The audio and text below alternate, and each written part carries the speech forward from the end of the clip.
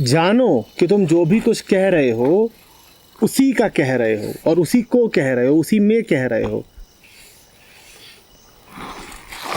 तुम जब गाय की बात कर रहे हो तो वास्तव में गाय की नहीं, उसकी बात कर रहे हो। तुम जब यहाँ से ये उठा के फेंक रहे हो तो वास्तव में इसको नहीं। और ये लगातार होता रहे।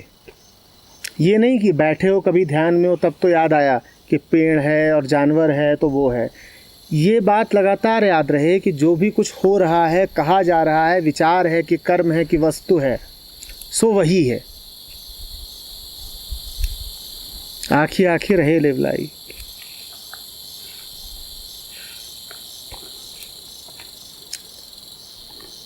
तुम वही हो, उसी में डूबे हुए हो।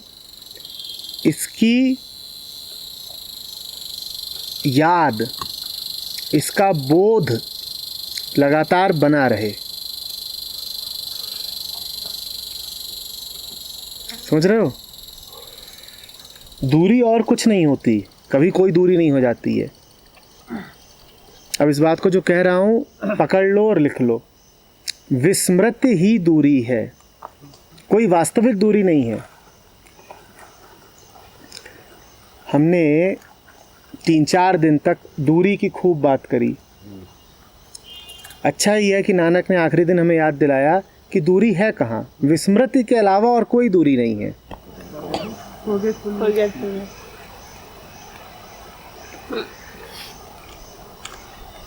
वही दूरी, और कोई दूरी नहीं है। जब जब भूले तब तब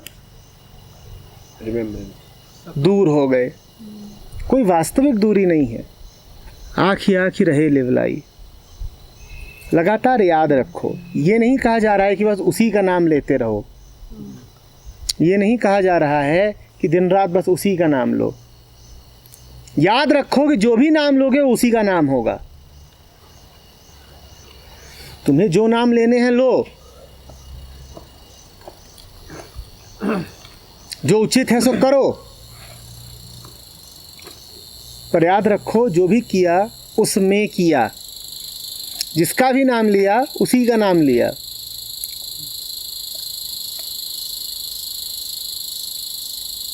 विचार जब उठें तो विचार विनीत रहें, विचार उसी में पगे हुए रहें।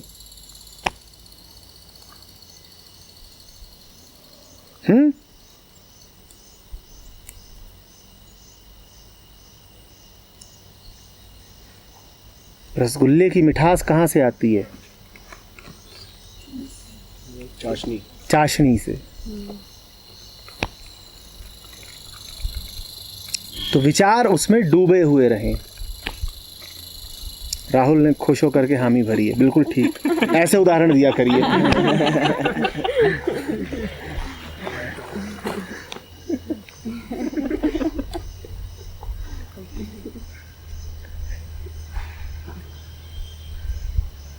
तो पात्र है, उसमें रसगुल्ले हैं।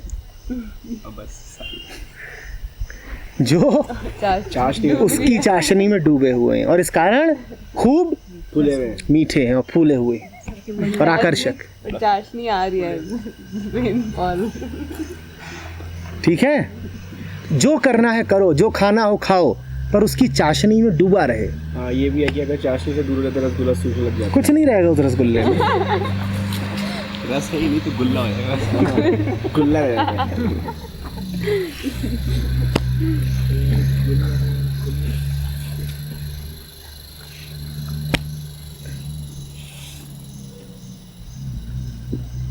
और कुछ दिखता ही नहीं। आज सुबह सुबह क्या बात हुई थी? जीवो ब्रह्मैव नापरः। उससे पराया, ब्रह्म से पराया कुछ दिखता ही नहीं। यही है सुरते, इसी को साधना है। उससे पराया कुछ दिखता ही नहीं। सुख दुख, समस्त द्वैत, वस्तु व्यक्ति, भूत भविष्य, सब उसी में पगे हुए हैं।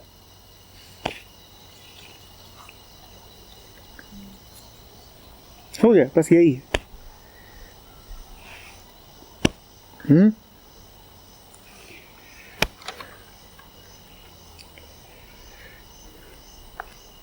अब आगे जितनी आखने वाली बातें हैं ये समझ ही गए होगे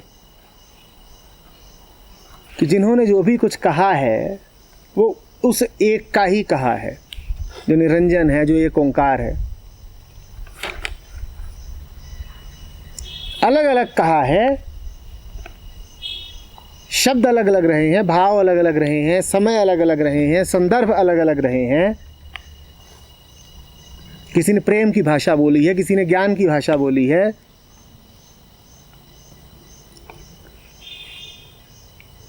लेकिन कही सबने एक ही बात है, एक में ही स्थापित होकर कही है। इसमें फिर आगे आता है कि इतने सारे जिन्होंने कहा भी है, इतने और भी आ जाए, इतने और भी आ जाएं तो भी पूरी बात नहीं कह पाएंगे। बिल्कुल ठीक, बिल्कुल ठीक। क्योंकि तुम मुझसे हो, मैं तुमसे नहीं।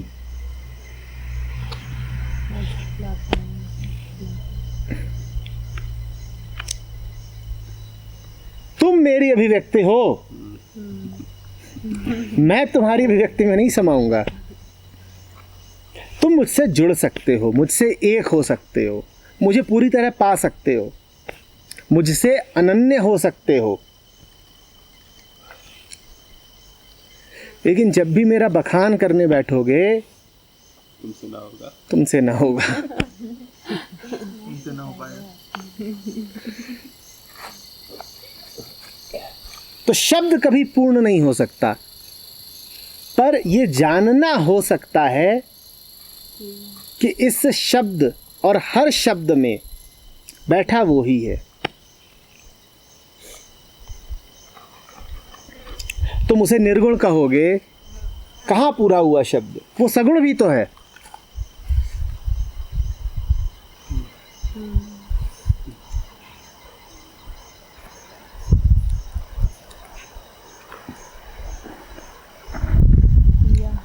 तुम पिता कहोगे या माता कहोगे, कहाँ पूरी हुई बात?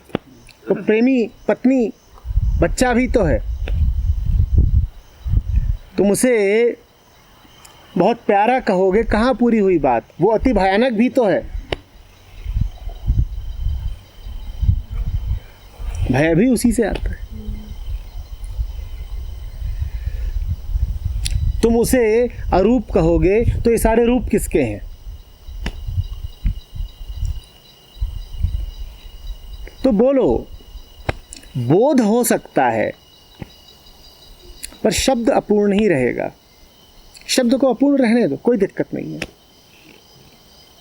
तुम याद रखो, तुम बोध में स्थित रहो। मैं जिस याद की बात कर रहा हूं वो बोध है, तुम उसमें स्थित रहो, इतना काफी है। इस चक्कर में मत पड़ो कि बिल्कुल सही, सटीक, प्रिसाइज शब्द मिल जाए, नहीं मिलेगा। तुम तो जो भी शब्द मिलता है काम चलाओ। If anyone presumes to describe God, he shall be known as the greatest fool of fools. तो ये कोशिश ही मत करो, जो मिलता है उसी में काम चलाओ। बात तुम्हारे शब्द की नहीं है, बात तुम्हारे बोध की है। जानो कि हर शब्द में मौजूद वो ही है।